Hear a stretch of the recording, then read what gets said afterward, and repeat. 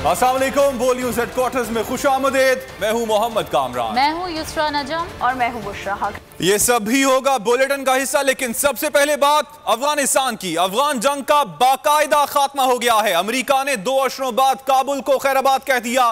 तालिबान ने काबुल एयरपोर्ट का इंतजाम संभालते ही हेलीकॉप्टर्स और तैयारे तहवील में ले लिए। तालिबान तर्जुमान ज़बीउल्लाह मुजाहिद ने खिताब में कहा कि अफगान कौम में मजीद सख्तियां सहने की सकत नहीं।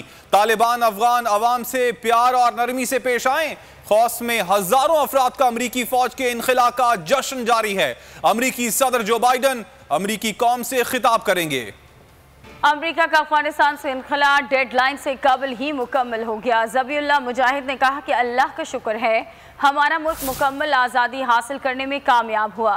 अनस हक्कानी कहते हैं कि तालिबान ने आज तारीख रकम कर दी। शाहीन ने भी अमेरिका के इनखला को खुश आइंद करार दे दिया।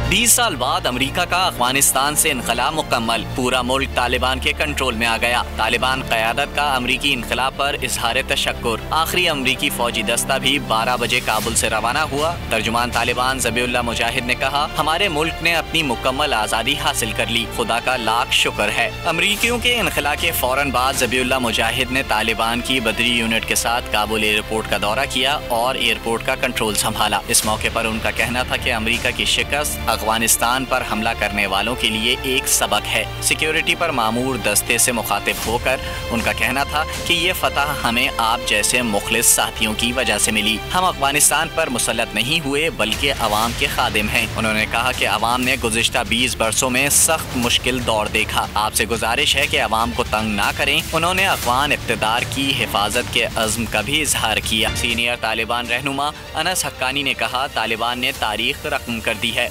अमेरिका और नेटो का 20 साला कब्जा अपने इख्तिताम को पहुंचा। तवील जहाद, कुर्बानियों और सख्तियों के बाद ये लम्हात काबिले फ़ख्र हैं। दोहा में तालिबान के सियासी दफ्तर के तर्जुमान सुहेल शाहीन ने कहा, आज रात अमरीकी फौजी अफगानिस्तान से चले गए। अल्लाह का शुक्र है, कौम का इस तारीखी कामयाबी पर शुक्र अदा करते हैं।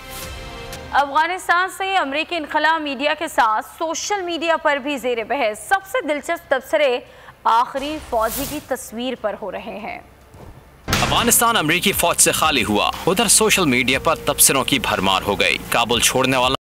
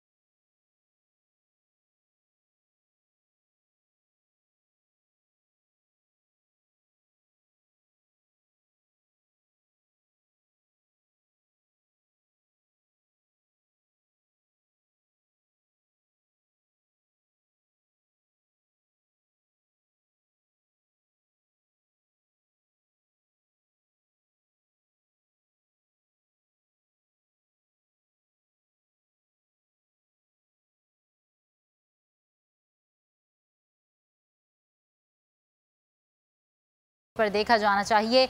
अशरफ गनी, हुकूमत अफगानिस्तान में सबसे अच्छा है। This is a pivotal moment in Afghanistan's history. The international community must remain engaged. Humanitarian assistance must flow.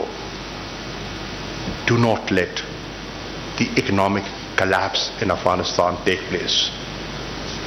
Vacuum is in nobody's interest. Instability is in nobody's interest. Exodus of refugees cannot be stopped within the region. Look at the larger picture, the holistic picture, and when you do, I am sure you will make the right decisions. Germany is an important investor for Pakistan. You are one of our largest trading partners within the European Union, and thank you for supporting us in the GSP Plus, and there are possibilities of enhancing our trade further. There are many areas where we can develop economic linkages. अहम खबर देंगे आपको। Chairman नैब की ज़ेर सदारत नैब executive board का इजलास ख़त्म हो गया।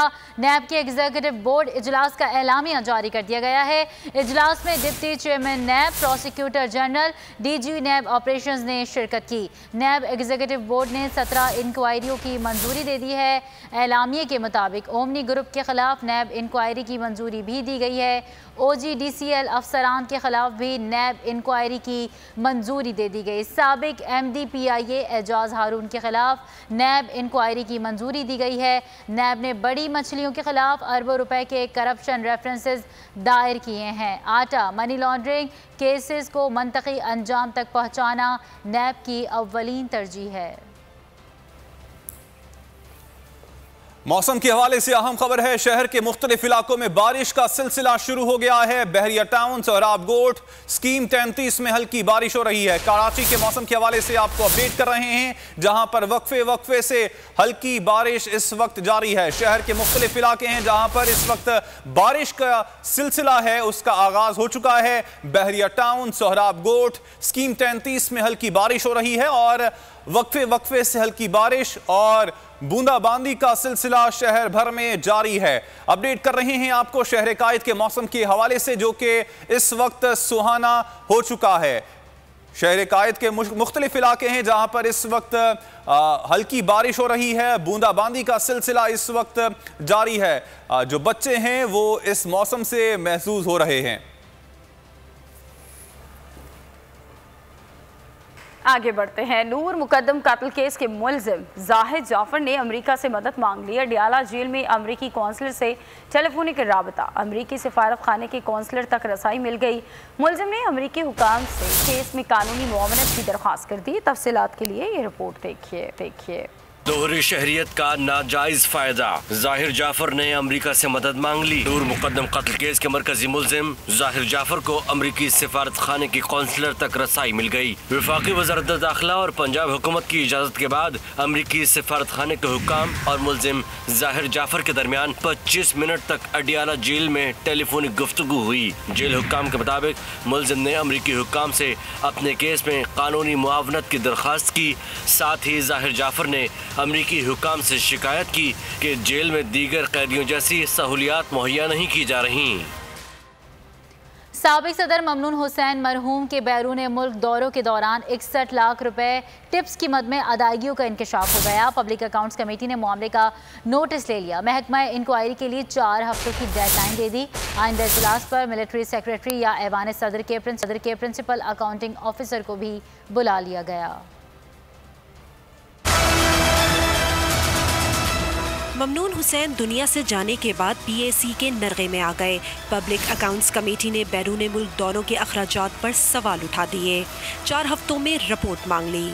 पब्लिक अकाउंट्स कमेटी की ज़ेली कमेटी के इजलास के दौरान ऑडिट हुकाम ने बताया कि साबिक सदर ममनून हुसैन के चीन, जनूबी अफ्रीका के दौरों के दौरान वहाँ पर मुख्तलिफ खिदमात सरंजाम देने वाले मुलाजमीन को 61 लाख रुपए की टिप्स दी गईं। अदायगियाँ सरकारी खजाने से की गईं, जिनकी कोई रसीद नहीं थी। इसके अलावा ऐवान सदर में बाग की देखभाल और डिस्पेंसरी के लिए मुलाजमीन की तनख्वाहों पर खिलाफ कवायद 4 करोड़ 50 लाख रुपए से ज़ायद खर्च किए गए। एडिशनल सेक्रेटरी वकार अहमद खान ने बताया कि 2015 में मामला काबीना डिवीजन को भिजवाया गया, मगर अभी तक जवाब नहीं आया। PAC ने मामले का नोटिस लेते हुए 4 हफ्तों में महकमाना इंक्वायरी करके रिपोर्ट पेश करने की हिदायत कर दी। आइंदा इजलास में मिलिट्री सेक्रेटरी या ऐवान सदर के प्रिंसिपल अकाउंटिंग ऑफिसर को भी तलब कर लिया गया। अभी आपको अहम खबर देंगे। सिंध में 9वीं से 12वीं जमात के तलबा की वैक्सीनेशन का फैसला किया गया है। महकमा सेहत सिंध ने जिलाई तालीमी अफसरान को हिदायत भी जारी कर दी गई हैं। राव अफनान इस बारे में मजीद आगाह करेंगे। राव अफनान, बताइएगा इस फैसले के बारे में।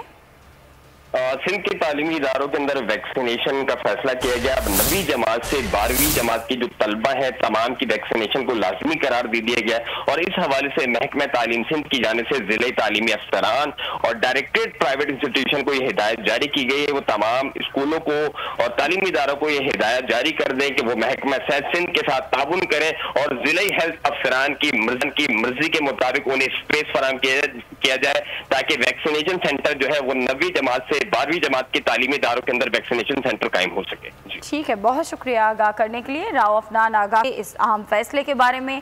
सिंध में 9वीं से 12वीं जमात के तलबा की वैक्सीनेशन का फैसला किया गया है।